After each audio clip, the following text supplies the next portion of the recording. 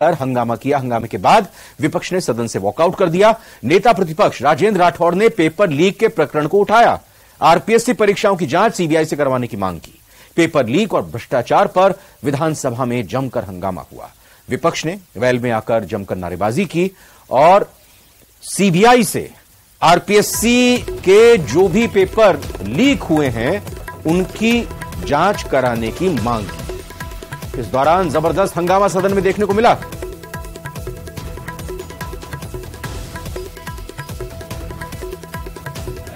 RPSC को notice देता है, प्रिंसिपल सेक्रेटरी यूडीएच को नोटिस देता है, क्यों नहीं ईओ और आरओ की परीक्षा में भ्रष्टाचार प्राथमिकता से दिखाई दे रहा है, इनको रद्द कर दिया जाए। और एसीबी का प्रमुख क्लीन चिट दे देते हैं।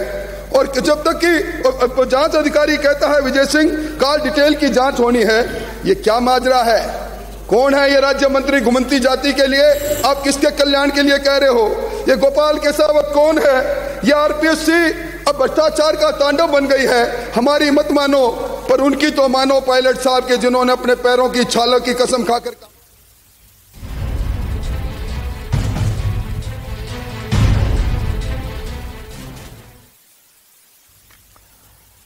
भोलेनाथ की नगरी मध्य प्रदेश के उज्जैन में सोमवार को जो हुआ वो वाकई शर्मनाक था।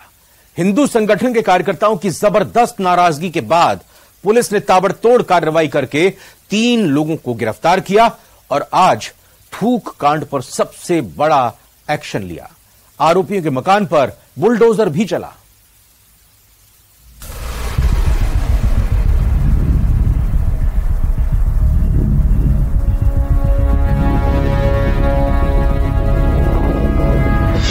थूक कांड पर सबसे बड़ा एक्शन।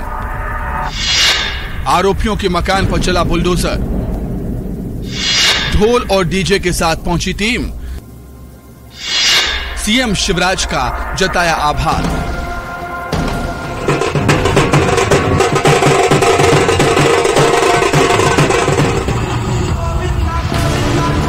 डीजे भी बज रहा है और ढोल भी बज रहे हैं। बिन दूल्हे की ये बारात जाकर रुकी उज्जैन के टंकी चौराहे पर। फिर क्या था, मोहल्ले में वर्दीधारियों के साथ डीजे और ढोल पहुंचे तो लोग भौचक्के के रह गए। कुछ देर तो लोग समझ ही नहीं पाए कि आखिर सुबह सुबह ये माजरा है क्या। लेकिन जैसे ही बारात के साथ बुलडोजर नजर आया तो लोगों को समझने में देर नहीं लगी। तय जगह आकर आनन फानन में रास्ता रोक दिया गया और शुरू हुई वो कार्रवाई जिसका सभी को इंतजार था। आरोपियों के मकान गिराने की कार्रवाई शुरू हुई। दरअसल धार्मिक नगरी उज्जैन में सोमवार को बाबा महाकाल की सवारी के दौरान हुई शर्मनाक घटना के बाद पुलिस और प्रशासन ने सख्त एक्शन लिया और बड़ी कार्रवाई करते हुए आरोपियों के मकान पर बुलडोजर चला दिया।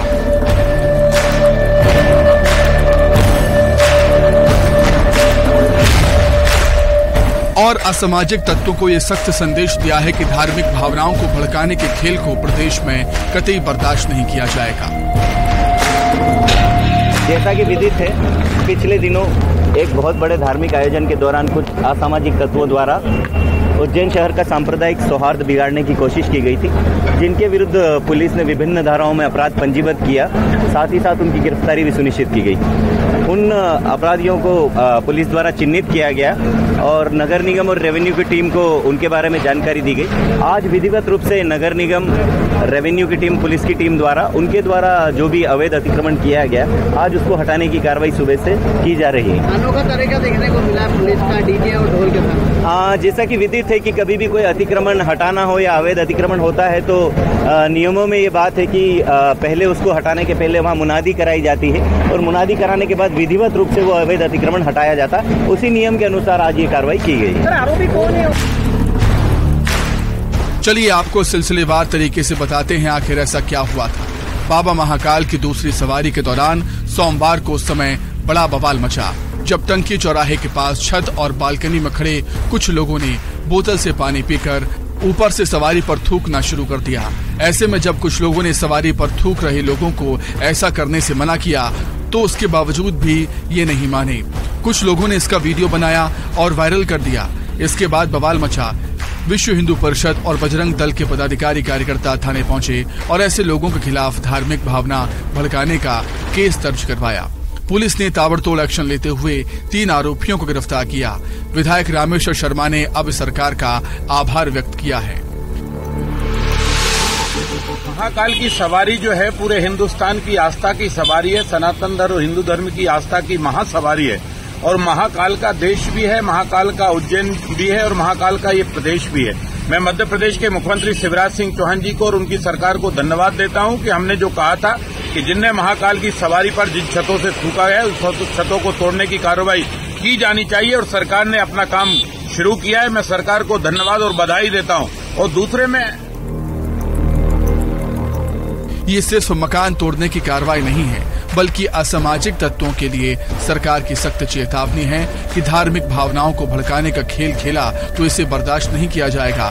सांप्रदायिक सौहार्द बनाए रखने के लिए सरकार वो सब करेगी जो जनहित में होगा।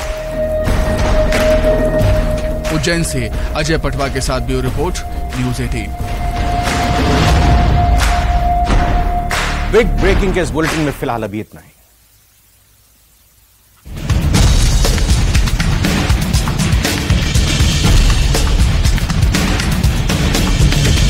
Headlines presented by Pet Safa ayurvedic चूर्ण, पेट सफा तो हर रोग दफा।